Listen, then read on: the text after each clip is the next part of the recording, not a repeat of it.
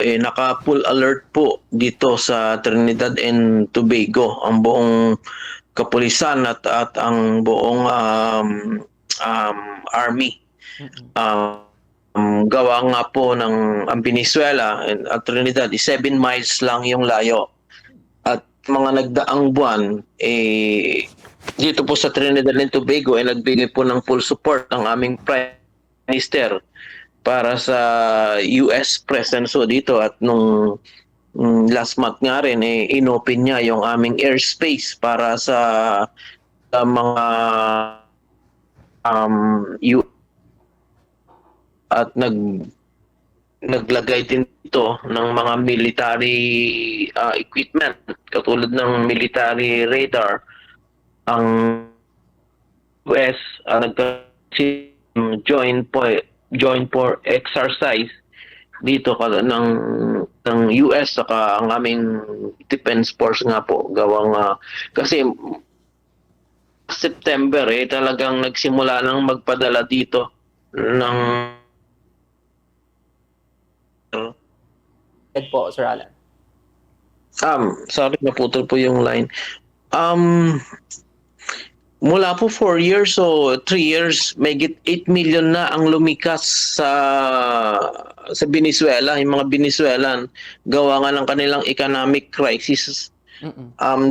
Yung iba nagpuntahan diyan sa Colombia, karatig karatig bansa nila, at yung iba pumunta diyan sa Amerika at yung karamihan nandito ngayon sa Trinidad and Tobago, nasa 100 to 200,000 po ang populasyon ng Venezuela dito. Gawa nga ng malapit lang ang Trinidad and Tobago sa Venezuela. Mm-mm. Yes, sir.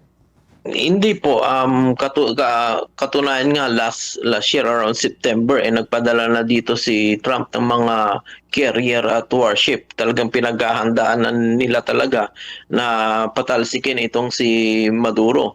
Nung unang term nga ni Trump, nung una siyang naging presidente, kung inyong natatandaan nagkaroon ng kudita diyan sa Venezuela at ang inupong nung opposition leader diyan si Guaido at dinala pa ni Trump diyan sa sa US Congress para ipakilala na legitimate president itong si Juan Guaido.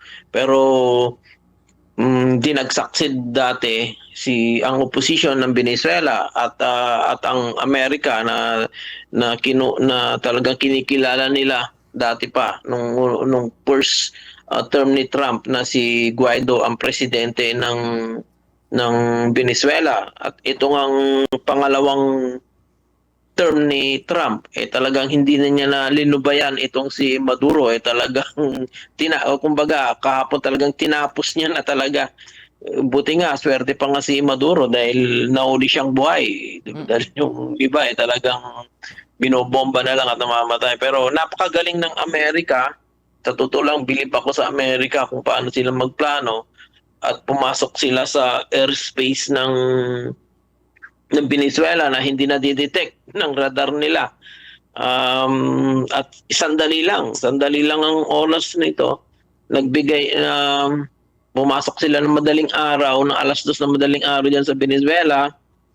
Siguro mga 5:00 na nakuha na nila si Trump. Ganon kabilis, ganon kagaling ang intelligence at ang mga kasundaluhan ng Amerika. Pero ito naman matagal na nilang pinagandaan. Sabi ko nga, since September pa last year nagpadala na dito ng mga carrier at plinano na nila talaga na maigi para mabilis ang pagkahuli kay Maduro. Mm-mm. Yes, Sir Alan. Sir, dito sa Venezuela, may mga balita ba kayo na sino ang papalit sa pwesto na bakante ngayon sa pagka-presidente?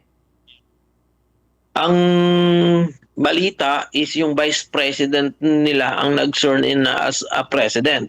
Pero yung opposition leader kasi nila, si Machado, nasa Europe ngayon. Yun nga ang kalimitan na inakala na papalit kung sakaling maalis si Maduro. Mm. Pero nagsalita na kanina si President Trump na sila muna ang magte-take over sa Venezuela habang hindi pa nagkakaroon ng transition. Pero siyempre, ang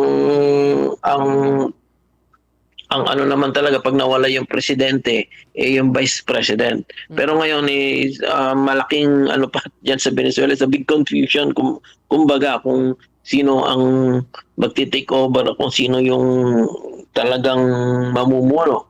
Ang defense minister nga nila diyan talagang nag-live kanina diyan sa Venezuela at kung ano-ano pa pinagsasabi, pero sabi naman ni Trump, pag medyo mag-ano kayo dyan, magkakaroon ng second phase ng attack, yun ay mas malaki.